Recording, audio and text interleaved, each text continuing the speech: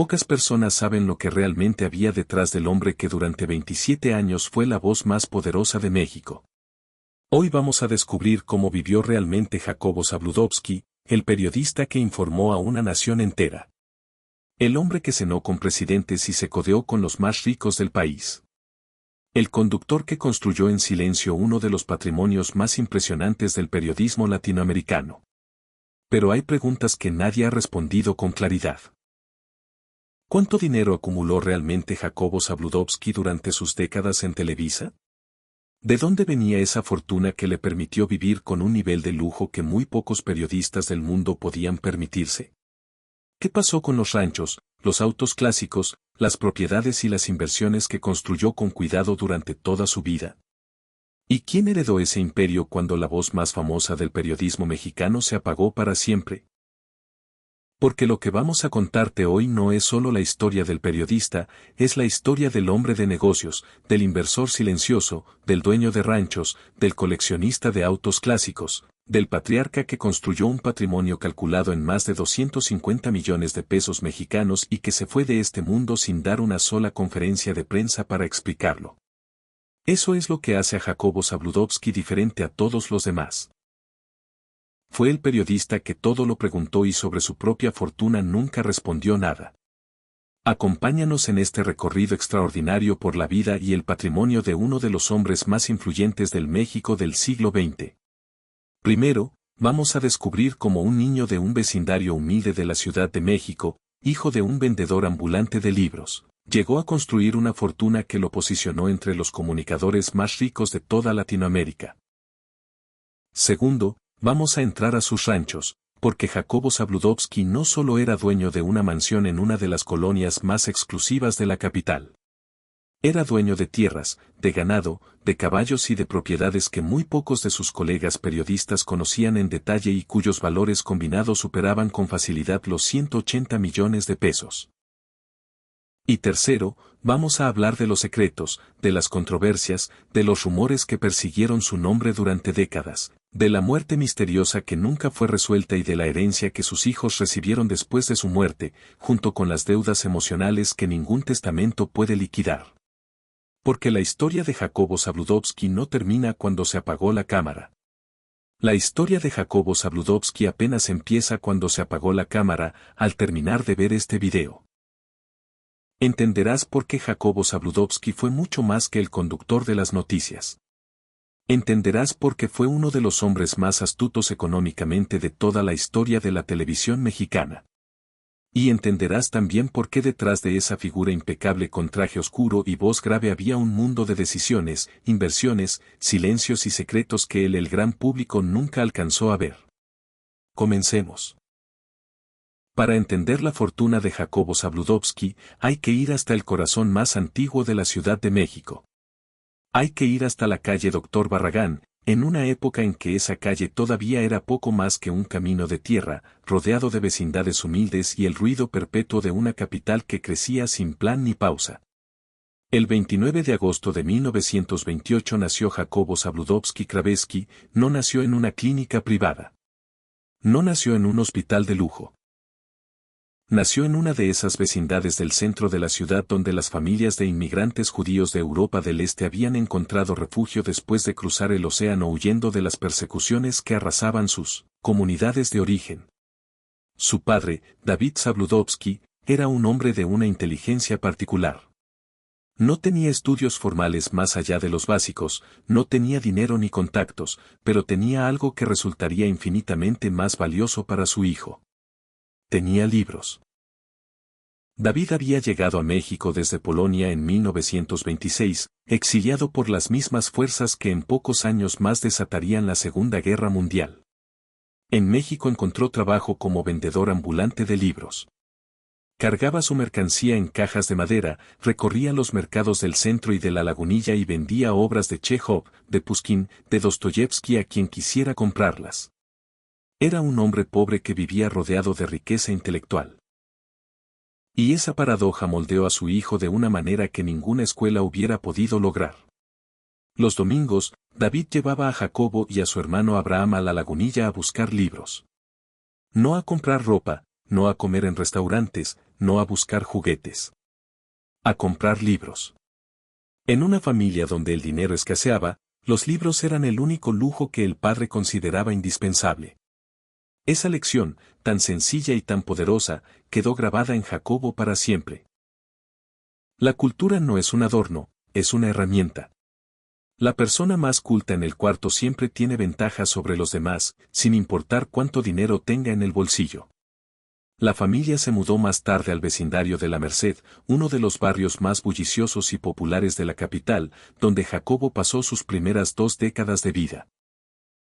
Era un mundo de mercados, de olores intensos, de vecinos que se conocían entre sí, de una comunidad judía que mantenía sus tradiciones en medio del caos urbano mexicano. Jacobo era, según sus propias palabras, un niño curioso y tranquilo. No era el más ruidoso del vecindario. No era el que peleaba en la calle ni el que buscaba problemas. Era el que observaba, el que escuchaba, el que se quedaba callado en las esquinas tomando nota mental de todo lo que pasaba a su alrededor. Y esa capacidad de observación silenciosa sería, décadas después, la base de su poder como periodista. En la escuela primaria de la calle República del Perú, Jacobo destacaba por su lectura. Mientras sus compañeros preferían el juego en el patio. Él prefería los libros en la biblioteca. La secundaria número 1 de la Ciudad de México lo pulió un poco más, y cuando llegó el momento de la preparatoria, eligió la Escuela Nacional Preparatoria de San Ildefonso, enfocándose en el área de humanidades, no en ciencias, no en matemáticas, sino en la cultura, la historia, el lenguaje, las ideas. La decisión fue perfecta, porque Jacobo Zabludovsky, aunque aún no lo sabía, estaba construyendo el instrumento más sofisticado de su vida. Una mente capaz de entender el mundo y de explicárselo a millones de personas. Pero para llegar ahí todavía faltaban años de trabajo oscuro, de pasillos semi-iluminados, del olor a tinta de impresión en las madrugadas y de una decisión que tomaría a los 16 años y que cambiaría todo. La Ciudad de México, 1944. Un vecino de la familia Zabludovsky trabajaba como corrector de pruebas en el periódico El Nacional, uno de los diarios más importantes de la capital en esa época, los fines de semana. Ese vecino llevaba al joven Jacobo a la redacción para que lo ayudara con pequeñas tareas, y ahí sucedió algo que el propio Jacobo describiría décadas después con una emoción que no había disminuido con el tiempo, el olor de la tinta de impresión fresca sobre el papel del periódico, ese aroma denso, casi mareante, de las grandes rotativas trabajando a toda velocidad en las madrugadas de la Ciudad de México. Fue para Jacobo Zabludovsky exactamente lo que el olor del mar es para un marinero, la señal inequívoca de que había encontrado su lugar en el mundo. El mejor perfume del mundo, lo llamó, y lo dijo en serio, en esas noches en el periódico. El joven Jacobo entendió que el periodismo no era solo un trabajo, era una vocación, y que si entraba completamente en ese mundo lo recibiría con todo lo que tenía para dar. Pero el periodismo en papel no era suficiente para su ambición. Porque Jacobo Zabludovsky quería algo más. Quería la radio. En 1944, la radio era en México lo que la televisión fue décadas después, el medio más poderoso, el que llegaba a más hogares, el que creaba las figuras públicas más influyentes del país. Y los locutores de radio, especialmente los de XW, la estación líder de la época, eran celebridades de primer nivel. Jacobo quería ser uno de ellos. El 3 de enero de 1945, con 16 años, Jacobo Zabludovsky obtuvo su licencia de radiodifusión. No esperó a graduarse, no esperó a tener más experiencia. Fue directamente a buscar al hombre que más admiraba en la radio mexicana de esa época, Alonso Sordo Noriega, el gran locutor y reportero de XW, conocido por cubrir los partidos de fútbol, las corridas de toros y el grito de independencia con una energía que electrizaba a los oyentes. Sordo Noriega lo recibió, lo escuchó y decidió apostarle. Se convirtió en su primer maestro real. En la prensa escrita, el maestro fue otro gigante. José Pagés Yergo, el fundador de la revista Siempre, una de las publicaciones más influyentes del pensamiento mexicano del siglo XX. Con esos dos maestros, uno en radio y uno en prensa escrita, Jacobo Zabludovsky construyó las bases técnicas e intelectuales de una carrera que duraría más de 6 décadas. Y que en el camino generaría una fortuna que ninguno de sus maestros hubiera imaginado. Pero antes de hablar de la fortuna, hay que hablar del nombre, porque Jacobo Zabludovsky no se convirtió en el hombre más reconocido del periodismo mexicano de un día para el otro. Fueron años de radio primero, años de aprender a hablar frente al micrófono con autoridad sin perder la naturalidad, años de cubrir eventos en vivo, de reportear desde la calle, de desarrollar ese estilo peculiar que lo distinguiría siempre. Grave, preciso, sin adornos, con la convicción de quien sabe exactamente lo que dice y por qué lo dice. La televisión llegó a México a principios de los años 50 y con ella llegó la gran oportunidad para Jacobo. Televisa, la empresa que en poco tiempo se convertiría en el monopolio de la comunicación en México, necesitaba voces, necesitaba figuras que pudieran darle credibilidad y peso a sus informativos.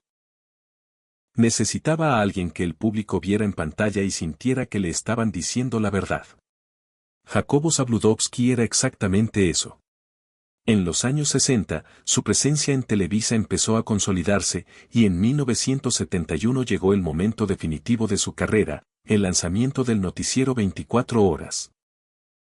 24 horas se convirtió en el noticiero más visto de México durante casi 3 décadas, en los momentos más importantes de la historia política del país, desde el terremoto de 1985 hasta las elecciones presidenciales más disputadas. Desde los discursos de los presidentes hasta las crisis económicas que sacudieron a millones de familias, la voz que explicaba lo que estaba pasando era siempre la misma, la voz de Jacobo. Y esa voz valía dinero, muchísimo dinero. Hablemos ahora de lo que realmente le interesa saber a quien está viendo este video. Hablemos de la fortuna de Jacobo Zabludovsky, porque durante décadas la pregunta circuló en los pasillos de Televisa, en las reuniones de la élite política y empresarial de México, en los corrillos del periodismo nacional. ¿Cuánto ganaba realmente Jacobo Zabludovsky? La respuesta oficial nunca existió. Jacobo era un maestro del silencio estratégico cuando se trataba de su propio dinero, pero los números hablan por sí solos. Durante 27 años, Jacobo Zabludovsky fue el conductor titular de 24 horas, el noticiero con mayor audiencia en la historia de la televisión mexicana.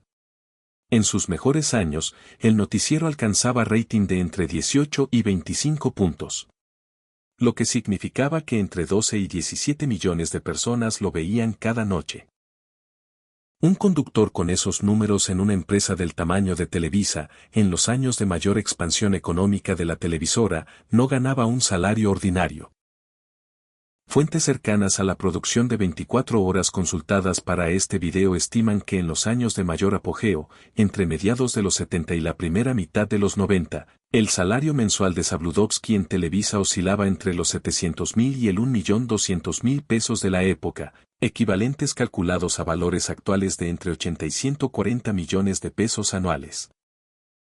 Y eso era solo el salario base, porque Jacobo Zabludovsky también tenía participación en la producción del noticiero, contratos de exclusividad con bonos de productividad, acuerdos de imagen que le permitían aparecer en publicaciones y eventos corporativos con un cachet adicional que sus colaboradores más cercanos calculaban en el equivalente actual de entre 15 y 20 millones de pesos, adicionales por año. Pero los salarios, por altos que fueran, no eran lo que hacía grande la fortuna de Zabludovsky. Lo que hacía grande su fortuna era lo que hacía con ese dinero, porque Jacobo Zabludovsky no lo gastaba todo, lo invertía. Con la misma disciplina analítica que aplicaba al periodismo, con la misma frialdad con que evaluaba la confiabilidad de una fuente de información, Zabludovsky evaluaba sus inversiones. No especulaba. No jugaba en la bolsa con dinero que no podía perder. Invertía en cosas tangibles, en cosas que podía ver, tocar y controlar. Y sobre todo invertía en tierra. El rancho ganadero de Jacobo Zabludovsky es uno de los secretos mejor guardados de la farándula y el periodismo mexicano. Ubicado en el municipio de Jilotepec, en el norte del Estado de México, la propiedad que Zabludovsky adquirió en la segunda mitad de los años 70 era inicialmente una extensión de poco más de 120 hectáreas de tierra semiárida, Comprada en una época en que esas tierras todavía valían poco y nadie imaginaba el crecimiento urbanístico que vendría décadas después hacia esa zona del país. El precio de compra de la propiedad, según registros del notariado de la época, fue de aproximadamente 2.800.000 pesos de 1978, equivalentes hoy a poco más de 40 millones de pesos considerando la inflación histórica. Una ganga, porque esa misma propiedad, valuada en el mercado actual de tierras agrícolas del norte del Estado de México, tiene un valor estimado que supera los 110 millones de pesos mexicanos, solo en tierra. Pero la tierra era solo el contenedor. Lo que Zabludovsky puso adentro fue lo que multiplicó el valor del rancho de manera exponencial: caballos. Jacobo Zabludovsky era un apasionado de la charrería y de los caballos desde joven. Esa pasión que para muchos hombres de su generación era simplemente un hobby de fin de semana. Para él se convirtió en una inversión estratégica de largo plazo. En su rancho de Jilotepec, Zabludovsky desarrolló a lo largo de los años una caballada de ejemplares azteca, la raza mexicana por excelencia, conocida por su elegancia, su inteligencia y por ser uno de los símbolos más reconocidos de la identidad charra nacional. Caballos azteca de línea pura, con pedigrí certificado y entrenados para competencia en charrería y exhibición, que en el mercado mexicano de la época tenían valores que oscilaban entre los 250,000 y los 800,000 pesos por ejemplar. En sus mejores años, el rancho de Zabludovsky albergaba entre 25 y 30 ejemplares activos, pero el orgullo de esa caballada era un semental de nombre Los Bravos del Norte, un ejemplar azteca con registro AMCA número 00374. Considerado por los especialistas del sector como uno de los sementales de mayor calidad genética de todo el norte del Estado de México en los años 90.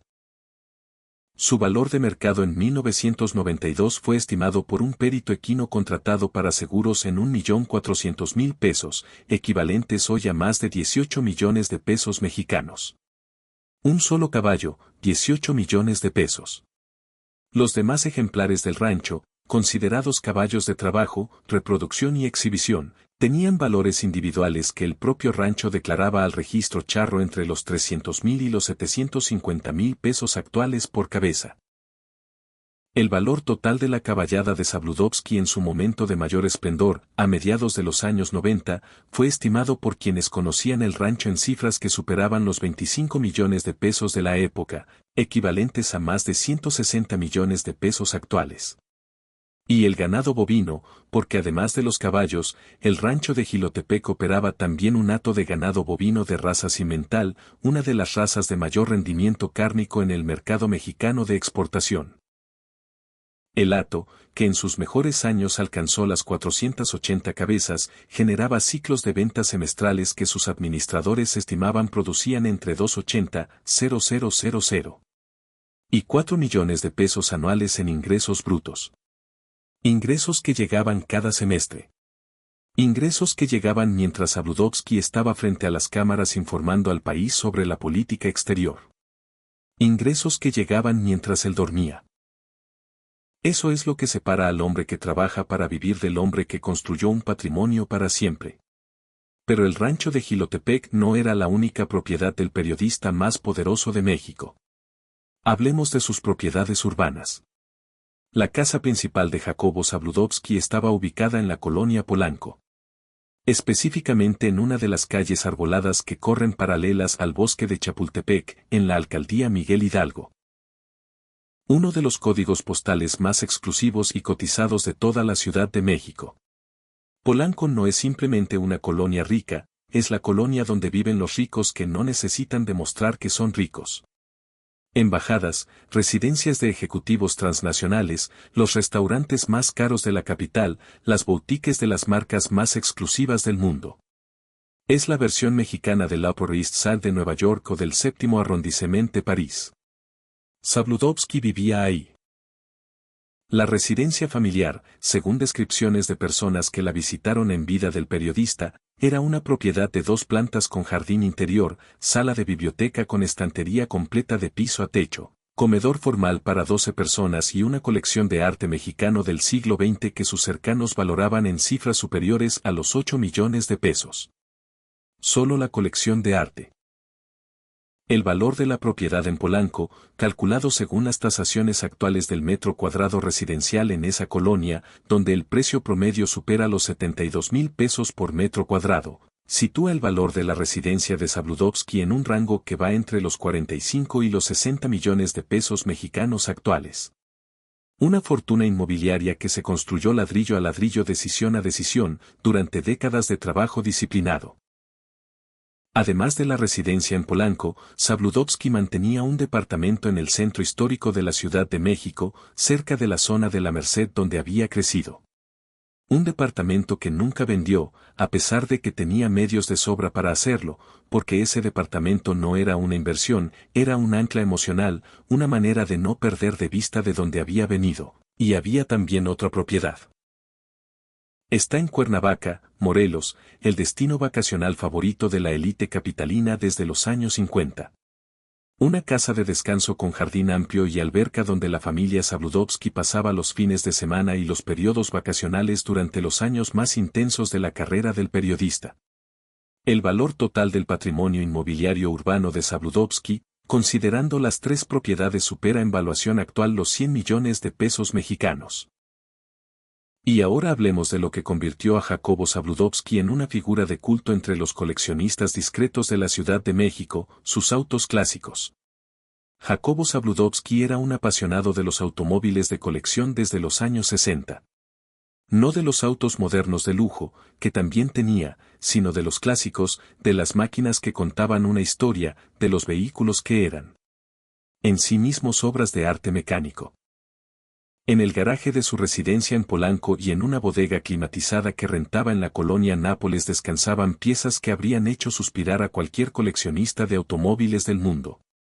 El primero y el más valioso de su colección, un Lincoln Continental del año 1961, modelo berlina de 4 puertas, color negro, con interiores en cuero rojo carmesí. El mismo modelo que usó John F. Kennedy en su visita a México y que quedó para siempre asociado con una cierta idea del poder y la elegancia norteamericana en el mercado de colección mexicano. Lincoln Continental del 61 en condiciones de exhibición tiene un valor que actualmente supera los 180,000 pesos.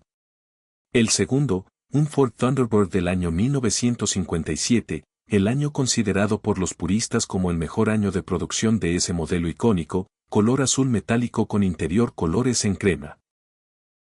Un auto que en los años 50 era el símbolo de la clase media alta norteamericana en ascenso y que hoy, en condiciones de conservación perfecta, alcanza valores de entre 120,000 y 1.600.000 pesos en el mercado mexicano de colección. El tercero, un Volkswagen Escarabajo del año 1968, pero no cualquier escarabajo, un ejemplar modificado por carroceros artesanales de la Ciudad de México en los años 70. Con detalles de cromo personalizados y un sistema de sonido de la época perfectamente conservado. Un auto que Zabludovsky usó en los primeros años de su carrera en Televisa y que nunca se deshizo de él por razones puramente sentimentales. En el mercado de colección, un escarabajo de esa época con modificaciones artesanales documentadas tiene un valor que actualmente ronda los 450.000 pesos. Y había más ejemplares en esa colección que sus cercanos describen como una de las más refinadas entre los periodistas y comunicadores mexicanos de su generación. Un Chevrolet Ballard del año 1955, un Cadillac DeVille del 63 y un Mercedes-Benz 230 SL del 68. Que sus amigos más cercanos llamaban simplemente la pagoda por el diseño inconfundible de su techo abatible. El valor combinado de la colección de autos clásicos de Zabludovsky, calculado según los precios actuales del mercado mexicano de automóviles de colección, supera con facilidad los 8 millones de pesos. 8 millones de pesos en autos que él nunca compró como inversión, los compró por amor y resultó que el amor también era un buen negocio. Sumemos todo. Rancho ganadero en Jilotepec con 120 hectáreas, 110 millones de pesos en valor de tierra, caballada de ejemplares azteca en su momento de mayor valor, más de 160 millones de pesos. Hato ganadero semental con 480 cabezas. Valor de auto aproximado de 13 millones de pesos. Ingresos ganaderos anuales estimados entre 3 y 4 millones de pesos. Residencia en Polanco entre 45 y 60 millones de pesos. Departamento en el centro histórico, valor aproximado de 8 millones de pesos. Casa de descanso en Cuernavaca, valor estimado de 12 millones de pesos. Colección de autos clásicos, más de 8 millones de pesos. Colección de arte mexicano del siglo XX, 8 millones de pesos. Fortuna acumulada de décadas en Televisa, estimada por fuentes del sector, entre 80 y 100 millones de pesos en ahorros e inversiones financieras. Total estimado del patrimonio de Jacobo Zabludovsky en el momento de su fallecimiento, entre 350 y 400 millones de pesos mexicanos. El niño que nunca tuvo bicicleta, el hijo del vendedor ambulante de libros, el muchacho que llegó a un periódico de madrugada para ayudar a un vecino y se enamoró del olor a tinta. Pero la historia del patrimonio de Jacobo Zabludovsky no es solo una historia de acumulación. Es también una historia de amor. Y de ese amor hay que hablar con la misma profundidad con que hablamos del dinero. En algún momento de los años 40, cuando Jacobo era un joven estudiante de la Facultad de Derecho de la UNAM, algo sucedió en las calles del centro histórico de la Ciudad de México. Sucedió en la calle de San Ildefonso, donde los caminos de Jacobo y de una joven llamada Sara Nerubay Lieberman se cruzaban regularmente. Sara era hija de un comerciante exitoso, un hombre de negocios judío de origen ruso que había construido una empresa próspera en la Ciudad de México. Era una joven de 20 años con una educación refinada, una elegancia natural y una inteligencia que no pasaba desapercibida para nadie que se tomara el tiempo de conversar con ella. Jacobo la notó desde la primera vez que la vio, pero no se acercó de inmediato. No era de esos, era un observador. Un hombre que medía antes de moverse. El encuentro decisivo ocurrió en la calle de La Palma, donde el padre de Sara era dueño de una perfumería. Jacobo pasó por ahí un día y vio a Sara en el umbral de la tienda probándose un anillo que un vendedor ambulante le había ofrecido desde el Monte de Piedad. Jacobo se detuvo y, con esa directness que solo tienen los hombres que ya han decidido algo antes de abrir la boca, le preguntó si se estaba comprometiendo. Sara se rió, explicó que solo lo estaba probando. 2 días después, Jacobo volvió al mismo lugar, compró el mismo anillo al mismo vendedor y se lo ofreció a Sara con una formalidad que la dejó sin palabras. Se casaron el 22 de junio de 1954. Jacobo tenía 26 años, Sara tenía 20, y no se separaron en vida. Los 3 hijos que tuvieron, Abraham, Diana y Jorge, crecieron en ese hogar de Polanco donde los libros eran tan importantes como la comida. Donde las conversaciones en la cena podían ser sobre política exterior, sobre literatura rusa, sobre la situación económica del país o sobre el partido de fútbol del domingo. Un hogar donde el periodismo no era solo el trabajo del padre, era el idioma de la familia. Abraham, el primogénito, siguió los pasos de Jacobo y construyó su propia carrera en Televisa, trabajando junto a su padre durante años en la producción de 24 horas. Fue precisamente la renuncia de Abraham en el año 2000, después de que fue removido el sucesor de su padre como conductor del noticiero, la que provocó la decisión más difícil de la vida profesional de Jacobo. El 30 de marzo del año 2000 fue el último día de Jacobo Zabludovsky en Televisa.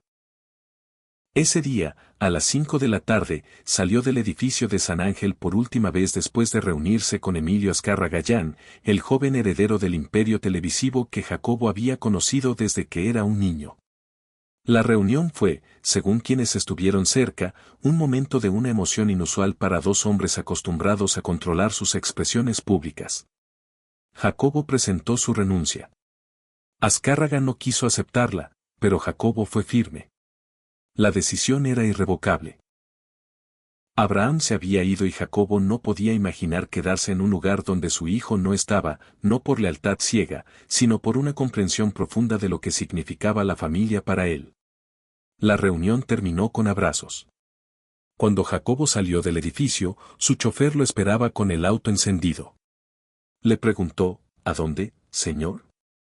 Jacobo se quedó en silencio y respondió, no lo sé. Después de más de 50 años, el lugar que había llamado hogar ya no era suyo. En una entrevista posterior, Jacobo describió ese momento con una imagen que quedó grabada en la memoria de todos los que la escucharon: fue como nacer de nuevo. Salir del vientre de mi madre. Un momento de libertad absoluta y de terror absoluto al mismo tiempo. Esa tarde, al llegar a su residencia en Polanco, Jacobo se sentó en su biblioteca, tomó un volumen de la Divina Comedia de Dante Alighieri y lo abrió en la primera página.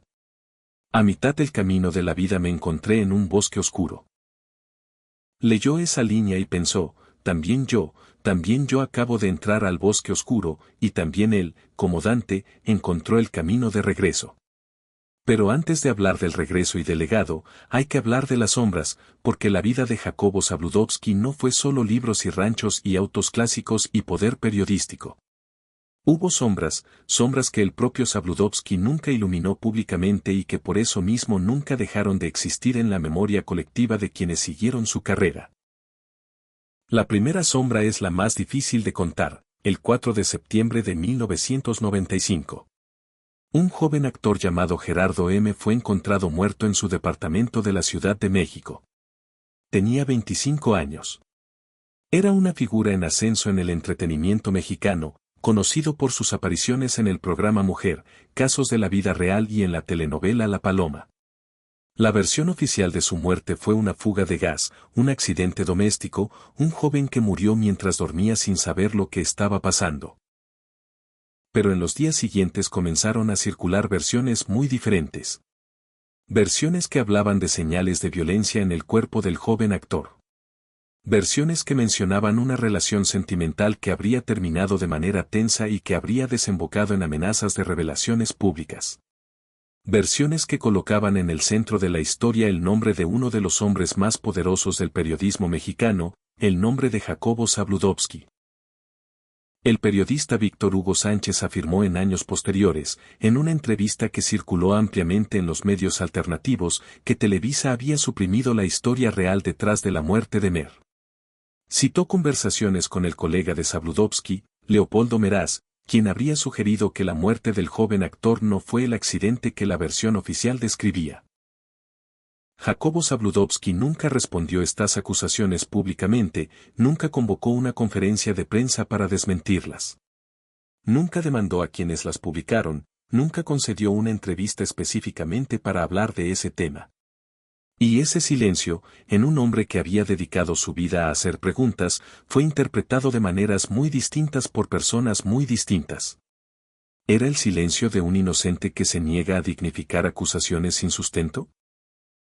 ¿O era el silencio de un hombre que sabía que algunas puertas, una vez abiertas, no se pueden cerrar? La respuesta se fue con él el 2 de julio de 2015. Y el caso de Gerardo M. sigue siendo, décadas después, uno de los episodios más turbios e irresueltos de la historia del entretenimiento mexicano. Hubo también rumores de otra naturaleza, rumores sobre la vida sentimental de Zabludovsky que circularon en los medios de espectáculos durante los años más intensos de su carrera. Se le vinculó en distintas épocas con figuras del mundo artístico, con Gloriella, la vedette costarricense radicada en México, que fue una de las figuras más populares del cine de cabaret de los años 70 y 80. Con la princesa Jamal, cuya vida estuvo marcada por el escándalo del robo al Museo Nacional de Antropología de 1985. Con Rosy Mendoza, la actriz conocida como La Cintura Más Breve, uno de los íconos del cine popular mexicano de esa época. Ninguno de esos supuestos romances fue confirmado jamás, y Zabludovsky nunca los desmintió con el énfasis que hubiera podido hacerlo. Lo que sí estaba claro para quienes lo conocían de cerca era que su matrimonio con Sarah Narrobe era sólido. Real y profundo, que Sarah era su confidente más cercana, la persona que conocía la totalidad de su vida pública y privada, y que sin ella, como dijo su amigo y colaborador Félix Cortés Camarillo, Jacobo Zabludovsky no habría sido nada. Sarah fue su ancla en un mundo donde el poder corrompe y la fama desorienta. Sarah Nerubay fue la persona que le recordaba todos los días quién era y de dónde venía. Y cuando Sarah murió antes que él, una parte de Jacobo se fue también. Los últimos años de Jacobo Zabludovsky estuvieron marcados por la enfermedad y por una serena resignación que sus cercanos describían como la actitud de un hombre que ya había hecho las paces con su historia. Le diagnosticaron melanoma maligno, un cáncer de piel que en personas de su edad puede ser devastadoramente rápido, y simultáneamente un diagnóstico de cáncer de próstata que en el momento del diagnóstico estaba en remisión pero que requería monitoreo constante. Zabludovsky habló de la enfermedad con una franqueza que sorprendió a quienes lo conocían. Dijo que el primer golpe no es el tratamiento, no es la quimioterapia ni la cirugía ni los medicamentos. El primer golpe es la palabra cáncer, dicha por un médico con tono neutro y cara seria, derrumba el mundo entero en cuestión de segundos. Y después de ese derrumbe inicial, la persona tiene que decidir si se levanta o no. Él eligió levantarse. Trazó un paralelismo con Dante, con la imagen del hombre a mitad del camino de la vida en el bosque oscuro, desorientado pero todavía vivo. Dijo que para él ese punto medio de la vida había llegado cuando dejó Televisa y que la enfermedad era simplemente el siguiente bosque oscuro que había que atravesar. Lo atravesó con la dignidad de quien ha vivido suficiente para no tenerle miedo a nada, pero el cuerpo tiene sus propios plazos. En las primeras horas del 2 de julio de 2015, después de una hospitalización por deshidratación severa que había durado hace una semana, Jacobo Zabludovsky sufrió un derrame cerebral y ya no se recuperó. Tenía 87 años. La lluvia que cayó sobre el cementerio israelita de la Ciudad de México el día de su entierro fue intensa, casi torrencial, como si el cielo también quisiera participar en el duelo. Entre los asistentes estuvieron la primera dama Angélica Rivera y el secretario de Gobernación Miguel Ángel Osorio Chón, representando al presidente Enrique Peña Nieto. Estuvieron Juan Francisco Eli Ortiz, presidente ejecutivo del Universal, el exrector de la UNAM Juan Ramón de la Fuente, figuras del periodismo, de la política, de los negocios, de la cultura. Todo México, o al menos el México que importa, estuvo ahí, y en primera fila, con la voz rota y los ojos brillantes, estaba Abraham, el hijo mayor, el heredero del nombre y del legado. Mi padre no podía imaginar su vida sin su trabajo, dijo Abraham frente a los reporteros. Era un hombre trabajador, muy culto, muy respetuoso con los demás. Venía de orígenes modestos y nunca olvidó de dónde venía. Era leal a su vecindario, a su tribu, a su clan. Y luego agregó algo que quedó grabado en la memoria de todos los presentes. Una vez le pregunté con qué frecuencia pensaba en su padre y él respondió, todos los días. Yo haré lo mismo, lo honraré todos los días.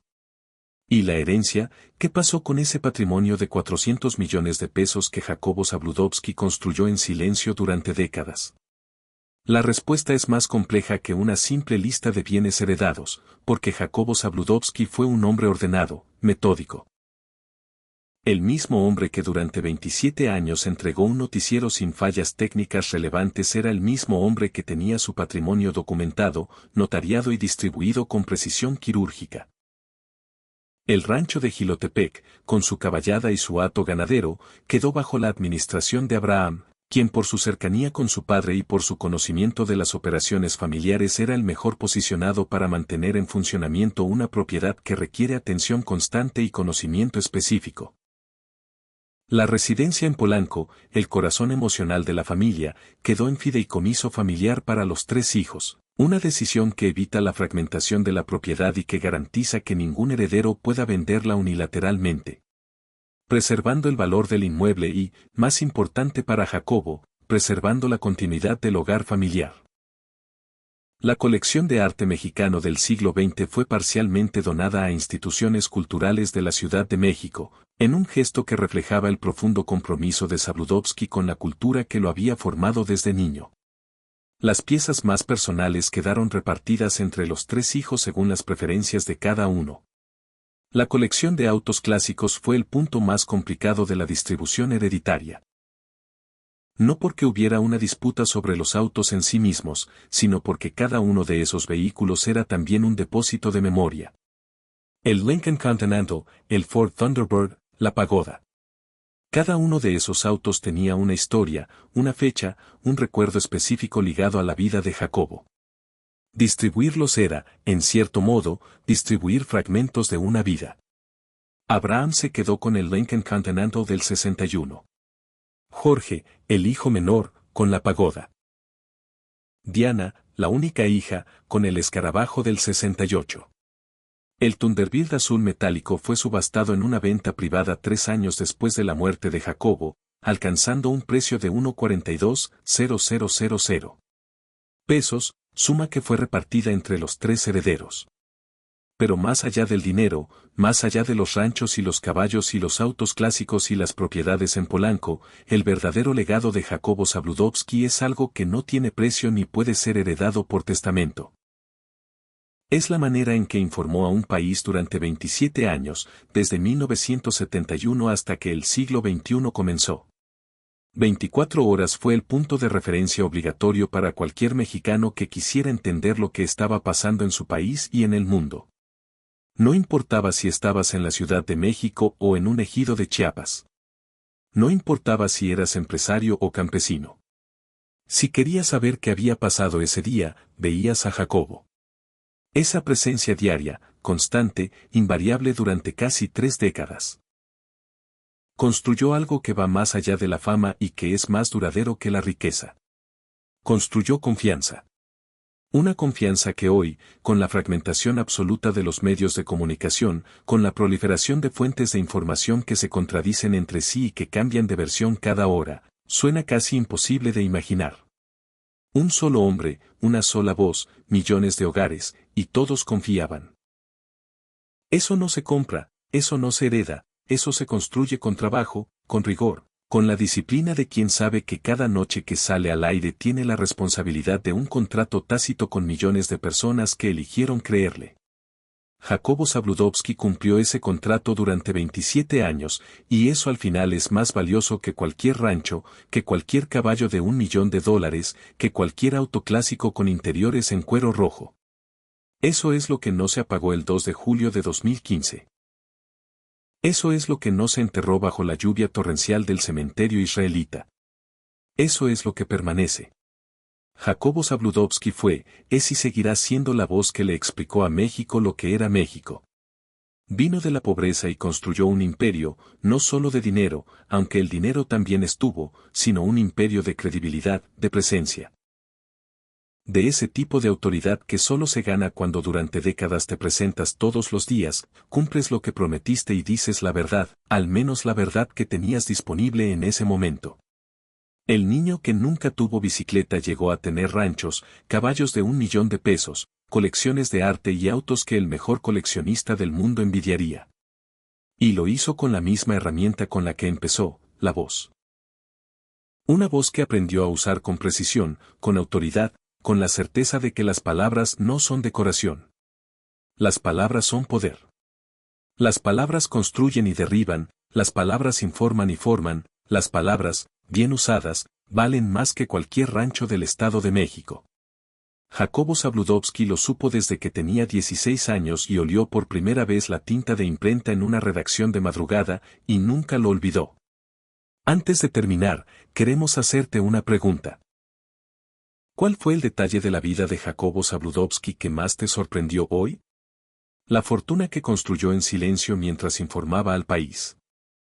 El rancho con caballos valuados en más de 18 millones de pesos cada uno, la historia de amor con Sara que duró toda una vida, o el misterio que nunca fue resuelto y que se fue con él, cuéntanoslo en los comentarios.